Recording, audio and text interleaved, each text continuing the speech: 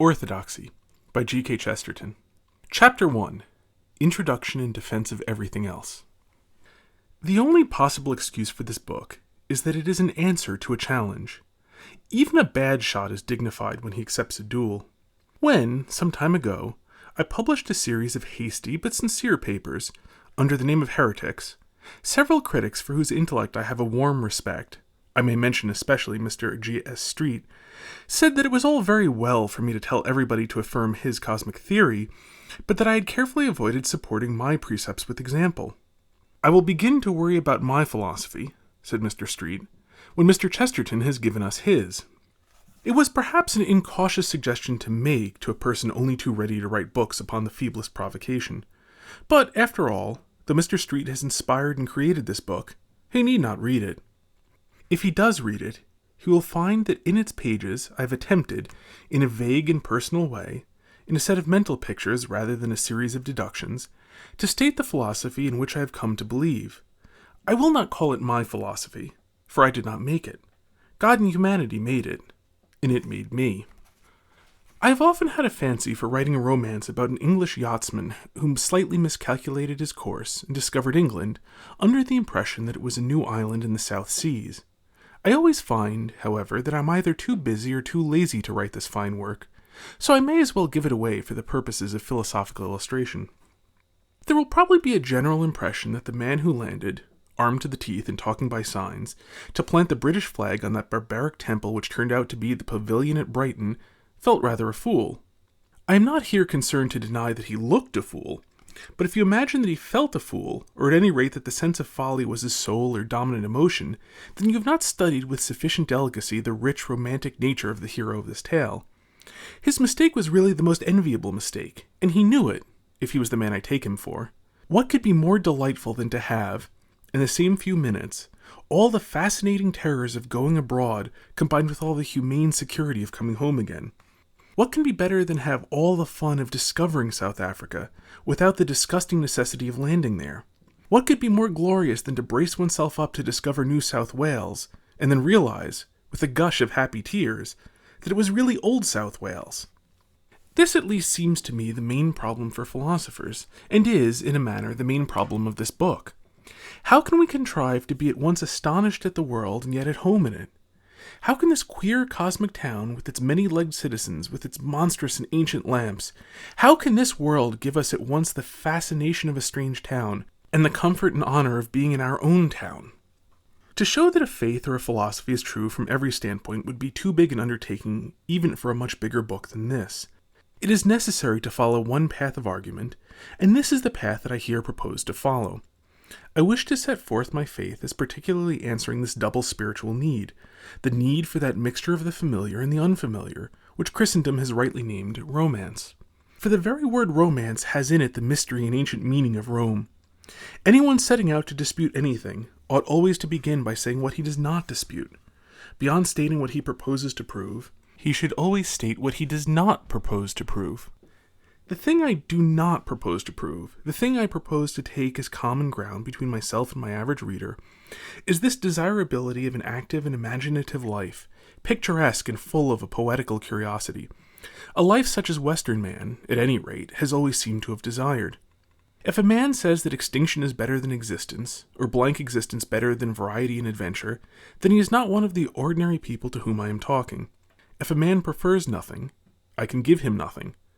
But nearly all people I have ever met in this Western society in which I live would agree to the general proposition that we need this life of practical romance, the combination of something that is strange with something that is secure.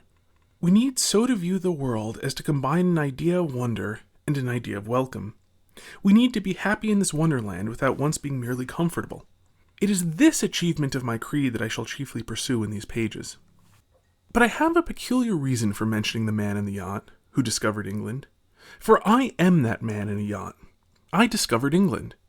I do not see how this book can avoid being egotistical, and I do not quite see, to tell the truth, how it can avoid being dull.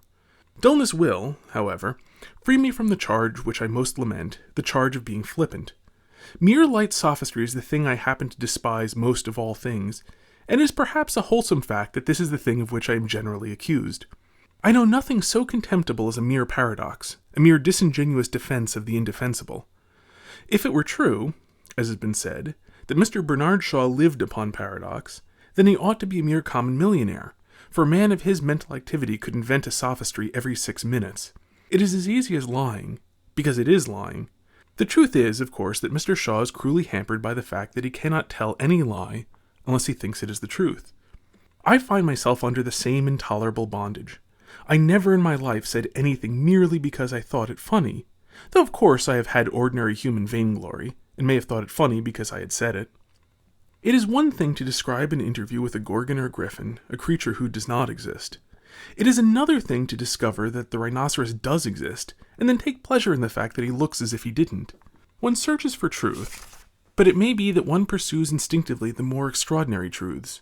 And I offer this book with the heartiest sentiments to all the jolly people who hate what I write, and regard it, very justly for all I know, as a piece of poor clowning or a single tiresome joke.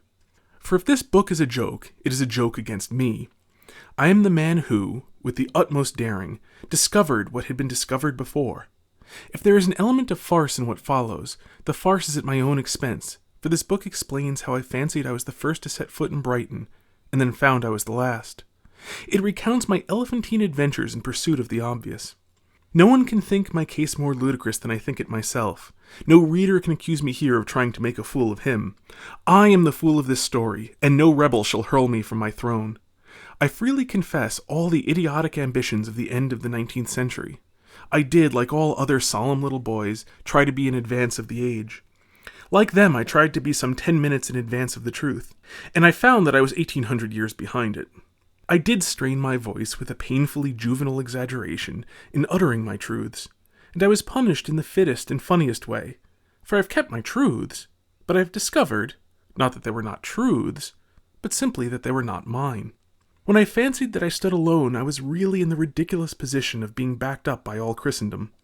It may be, heaven forgive me, that I did try to be original, but I only succeeded in inventing, all by myself, an inferior copy of the existing traditions of civilized religion.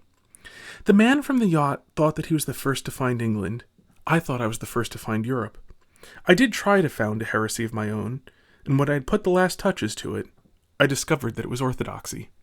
It may be that somebody will be entertained by the account of this happy fiasco. It might amuse a friend or an enemy to read how I gradually learnt from the truth of some stray legend, or from the falsehood of some dominant philosophy, things that I might have learnt from my catechism, if I had ever learned it. There may or may not be some entertainment in reading how I found, at last in an anarchist club or a Babylonian temple, what I might have found in the nearest parish church. If anyone is entertained by learning how the flowers of the field, or the phrases in an omnibus, the accidents of politics, or the pains of youth, came together in a certain order to produce a certain conviction of Christian orthodoxy, he may possibly read this book. But there is in everything a reasonable division of labor. I have written the book, and nothing on earth would induce me to read it. I add a purely pedantic note which comes, as a note naturally should, at the beginning of the book. These essays are concerned only to discuss the actual fact that the central Christian theology, sufficiently summarized in the Apostles' Creed, is the best root of energy and sound ethics. They are not intended to discuss the very fascinating but quite different question of what is the present seat of authority for the proclamation of that creed. When the word orthodoxy is used here, it means the Apostles' Creed, as understood by everybody calling himself Christian until a very short time ago, and the general historical conduct of those who held such a creed. I have been forced by mere space to confine myself to what I have got from this creed. I do not touch the matter much disputed among modern Christians, of where we ourselves got it.